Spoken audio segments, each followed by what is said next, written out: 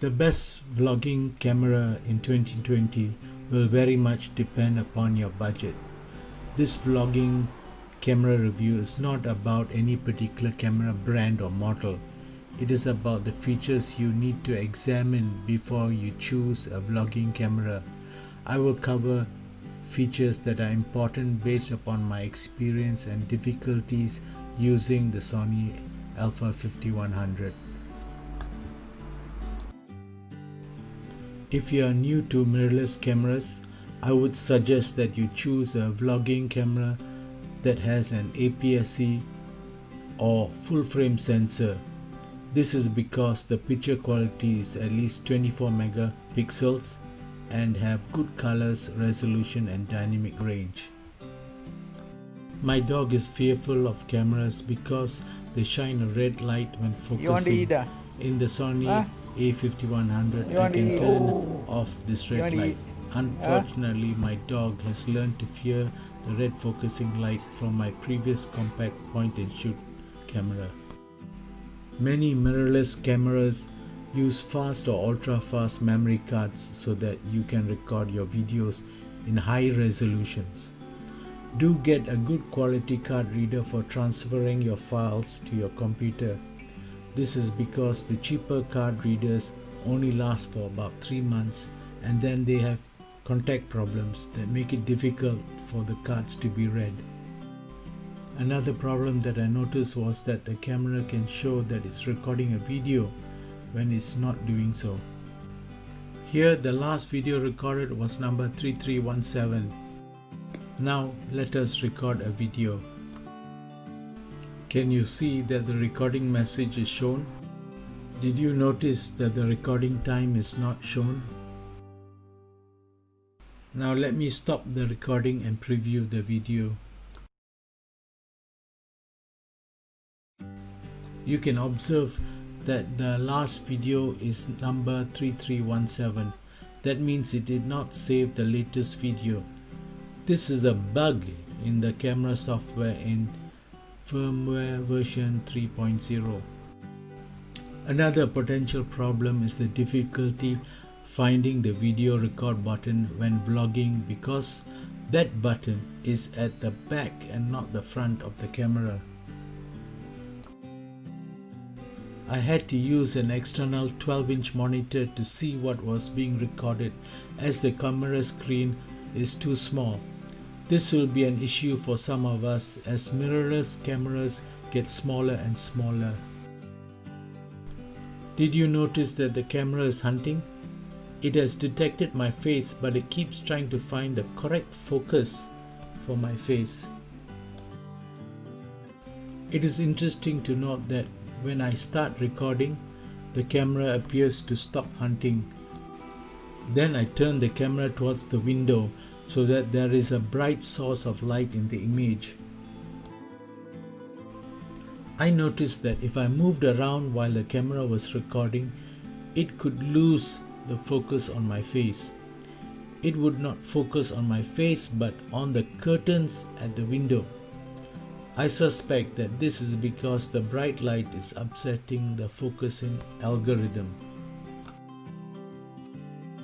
The standard 1020 milliamp hour camera batteries that come with the camera have very limited capacity.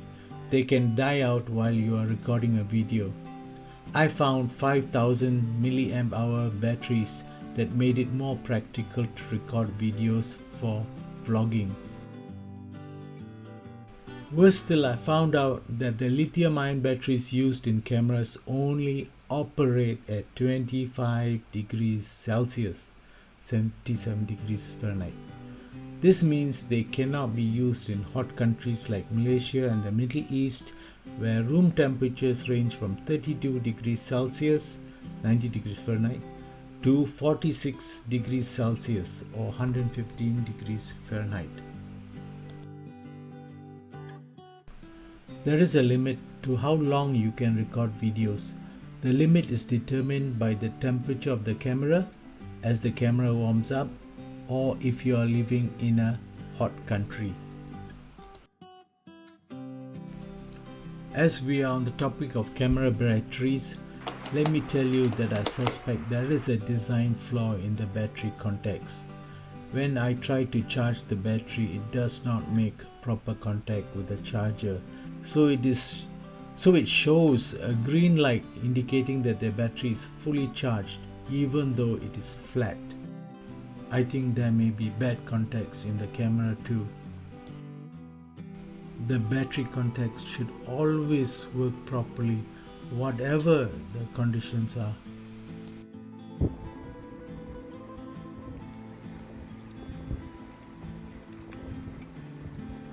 Have you noticed? See, this little hook or strap mechanism is blocking this door. So when you try and open it,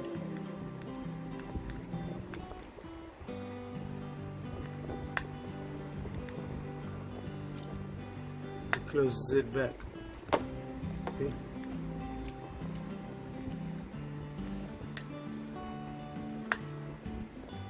I did it too many times.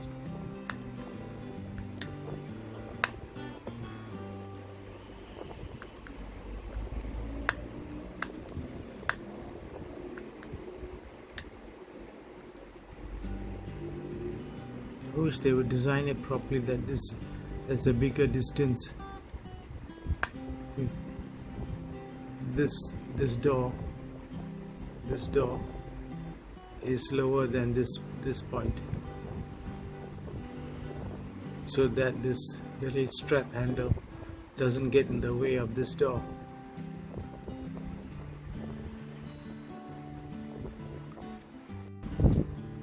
I wish they had a cooling plate. I mean, this CPU cuts off so easily.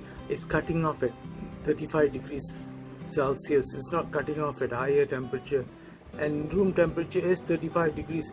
With the current heat wave and climate change, this camera cannot be used anymore. See, if they had a cooling plate like this, something like this here, that is connected to the internal ICs to cool them down, I can put a block of ice here, right, and let the camera cool quickly.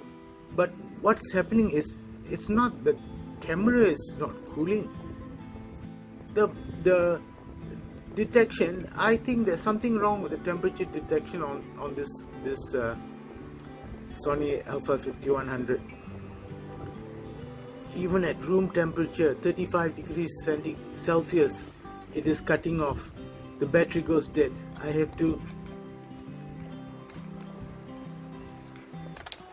take out the battery, put it back in again before the camera will restart. And this cooling plate can be anywhere. It can be here, it can be, I don't think they'll put it on the top, it can be at the bottom, right, where I can put an ice block, or it could be at the front somewhere here, right, or it could be here on this side, right.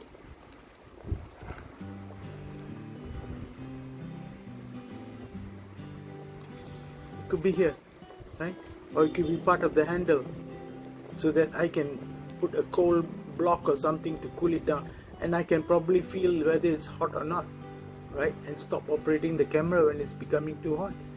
So where else can we put a cooling plate? I think the future cameras have to be designed like that, with a cooling plate, right? Because with the climate change and the overheating, 35 degrees, some countries like Kuwait go up to 45 degrees Celsius for their room temperature. How is this camera going to operate in countries like Kuwait? Even Los Angeles, the last few weeks, the last few days is 35 degrees Celsius.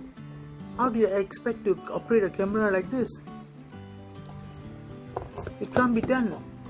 Come on, guys. I used to be a product engineer in the American semiconductor industry. We used to test ICs from minus 40 centigrade to 125 centigrade for military spec testing, right? those ICs have to work even at 125 Celsius. These are spec for what? Plus 50C, and it doesn't even work at plus 50C.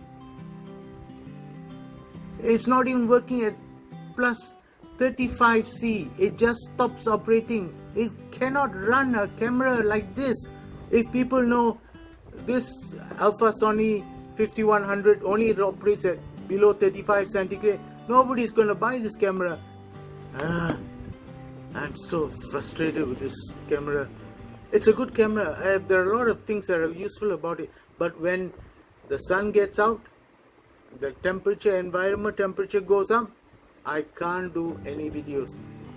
I thought I can do photographs, but sometimes even the photographs stop working. I cannot photograph. So if you are living in a cold country where the temperature is minus 10 degrees centigrade most of the year, this is a good camera to own. You can use it. It won't overheat. But if you are running in a normal room temperature, high humidity like Malaysia or equatorial countries, don't buy this camera. It's not worth your money. This camera has a fantastic flip-up screen. A flip-up screen is very important for vlogging. If you raise the screen halfway, you can lower your camera to ground level and still record videos and take photos conveniently. If you bring up the screen all the way until it is facing front, you can then use it for vlogging.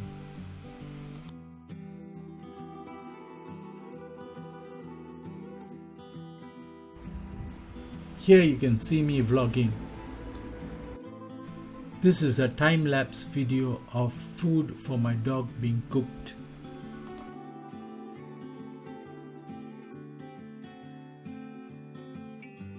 The camera shut down after a while, and I suspect that the camera detected that it was too hot.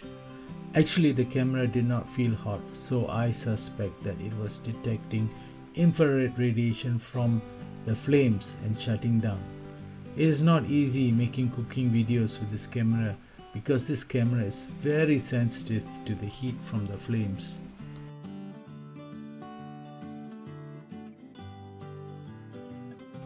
I tell you, the time-lapse photography is simply wonderful when you use an external battery source or long-lasting, high-powered battery with this camera.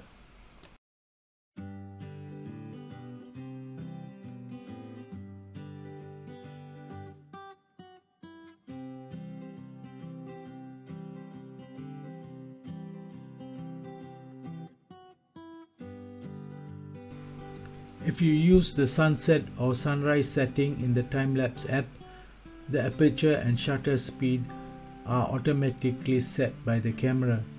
If you use the standard setting, the camera will follow whatever aperture or shutter speed you have set in the camera.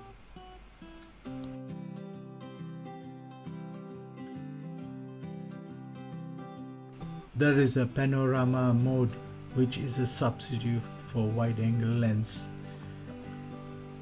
Once you've set your camera in panorama view, you can go to the menu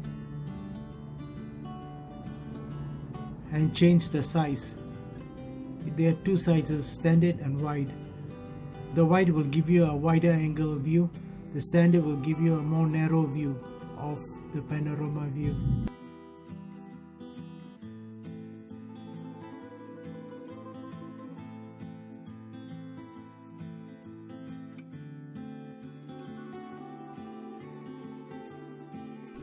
The panorama view can be useful for showing home layouts. This can be useful for real estate agents. Be careful when using the panorama view, as moving objects will be badly distorted. You can easily capture a whole street. If you are making videos or taking photos outdoors in the bright sunlight, you can adjust the brightness of the screen with firmware version 3.0. Screen brightness is very important for outdoor photography and is an important feature if you plan to do a lot of videos outdoors.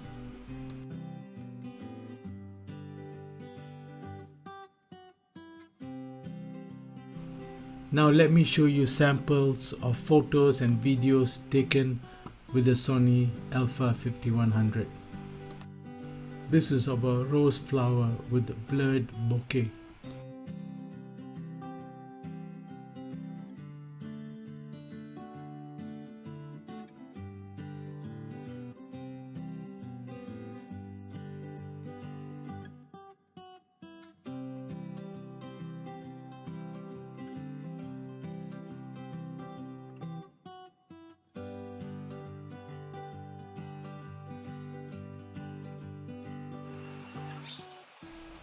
Look at how sharp and clear the video is.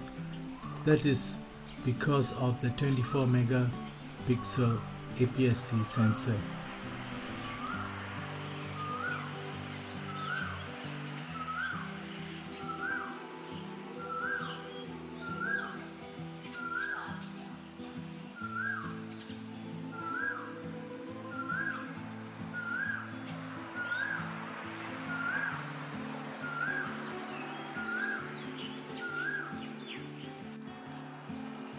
The green durian leaves are very clear.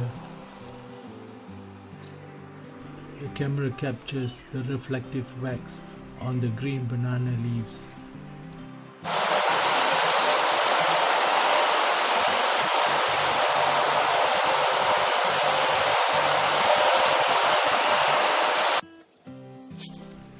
All the photos and videos taken by the Sony a5100 have not been touched up. They are straight out of the camera so that you can see the quality of the images produced.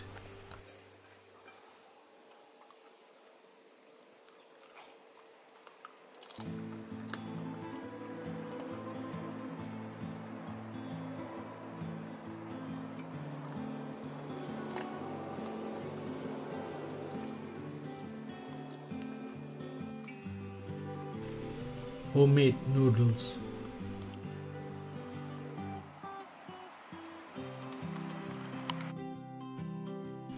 Delicious chicken and char siu rice.